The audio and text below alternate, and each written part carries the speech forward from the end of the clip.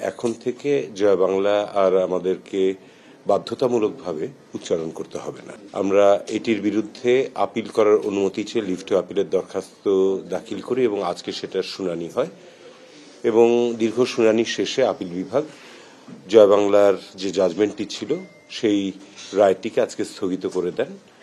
ফলে এখন থেকে জয় বাংলা আর আমাদেরকে বাধ্যতামূলকভাবে উচ্চারণ করতে হবে না। প্রথম আপত্তির যে বিষয়টি সেটি হচ্ছে যে এটি সম্পূর্ণভাবে একটি পলিসিগত নীতিগত বিষয় সিদ্ধান্ত, যেটি নিবে পার্লামেন্ট অথবা যেটি নিবে সরকার, মন্ত্রিপরিষদ হোক, সরকার হোক, এবং একটি দেশের জাতীয় কোনো কিছুকে ঘোষণা করার আগে একটা পপুলার ম্যান্ডেট অর্থাৎ জনগণের কাছ থেকেও এটা শোনার প্রয়োজন রয়েছে। কিন্তু একটি রিট পিটিশন দাখিল করার মাধ্যমে, পাবলিক ইন্টারেস্ট লিটিগেশনের নামে একটা রিট পিটিশন দাখিল করার মাধ্যমে কোনো প্রকার আইনগত ভিত্তি ছাড়া এটিকে ঘোষণা করে দেওয়াটা আইনগতভাবে বৈধ নয়। এটি ছিল হচ্ছে আমাদের মূল প্রতিপাদ্য বিষয়। এবং আরেকটি যেটা ব্যাপার রয়েছে সেটি হচ্ছে যে আমাদের বর্তমানের যে সংবিধান সেটি যখন তৈরি করা হয়েছিল 1972 সালে, তখন আমাদের যারা ফ্রেমার্স অফ দ্য কনস্টিটিউশন ছিলেন তারা সবকিছু ভেবে চিনতে আমাদের অনুচ্ছেদ 4-এ আর্টিকেল 4-এ জাতীয় কি কি হবে সেগুলোকে উল্লেখ করে দিয়েছেন। তার মধ্যে জয় বাংলা ছিল না।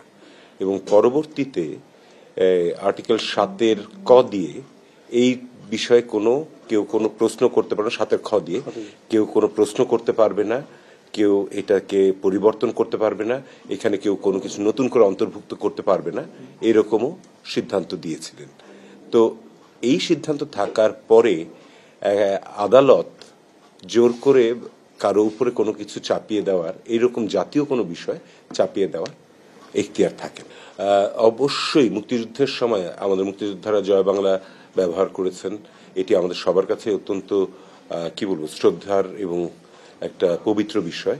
কিন্তু মানুষের যে স্বাধীনতা রয়েছে এবং পরবর্তীতে যেটা দেখেছি আমরা সেটা হচ্ছে যে সময়ের বিবর্তনে এই যেটি আমাদের সকল মুক্তিযোদ্ধার মুখে ছিল সেটিকে তারা একটি দলীয় স্লোগানে পরিণত করেছিলেন।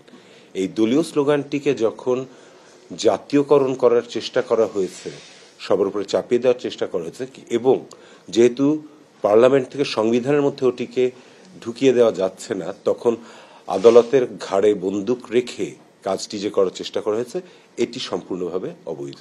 Not at all. মুক্তিযুদ্ধের সময় শুধু জয় বাংলাই যে একমাত্র স্লোগান ছিল তা কিন্তু নয়, আরো অনেক রকমেরও স্লোগান সেখানে বলা হয়েছে।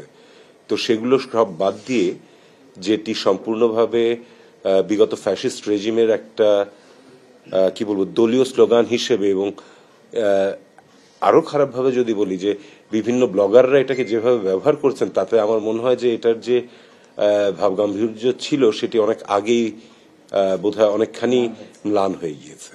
তো এখানে নতুন করে, কিন্তু মুক্তিযুদ্ধের সময়কার জয় বাংলার যে প্রভাব সেটি কিন্তু কেউ অস্বীকার করছে না।